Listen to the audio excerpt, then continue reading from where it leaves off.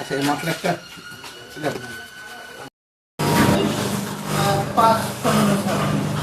6-2-26 মানে 6-2-26 মানে 5-6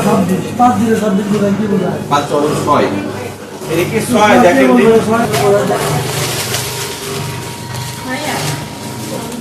কেনামোর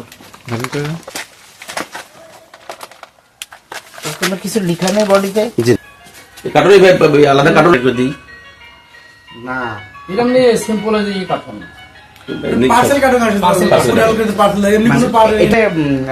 এটার নাম ঠিকানা কোনো কিছু অর্ডার দেখেন, লট নম্বর, প্রোডাকশন ডেট, বেস্ট বিফোর, সব কিছু সুন্দর। এবং এই প্রোডাক্ট দিয়ে এখন তো আমি কি করে বুঝবো, এত কোনো ডেটই নেই।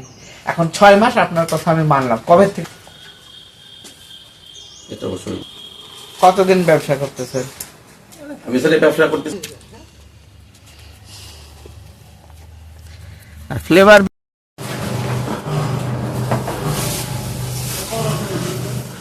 প্রোডাকশন ডেট এবং উৎপাদন ডেট না থাকার কারণে জরিমানা করতেছে, বুঝছেন? এটা আপনি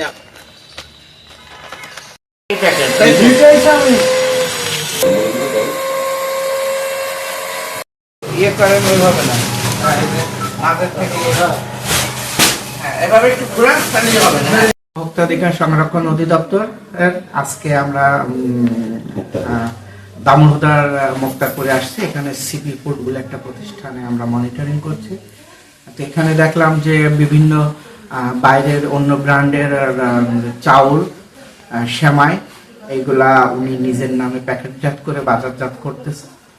আর একই সাথে যে শিশু খাদ্যগুলা উনি সাধারণত তৈরি করে, সেগুলাতে যে ফ্লেভার ব্যবহার করছে, এটার কোনো উৎপাদন তারিখ, মেয়াদ উত্তীর্ণের কোনো ঠিকানা নেই।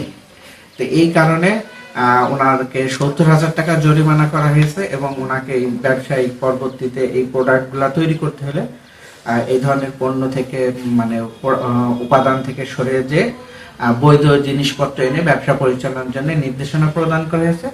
আমাদের এই তদারকি কার্যক্রম অব্যাহত থাকবে।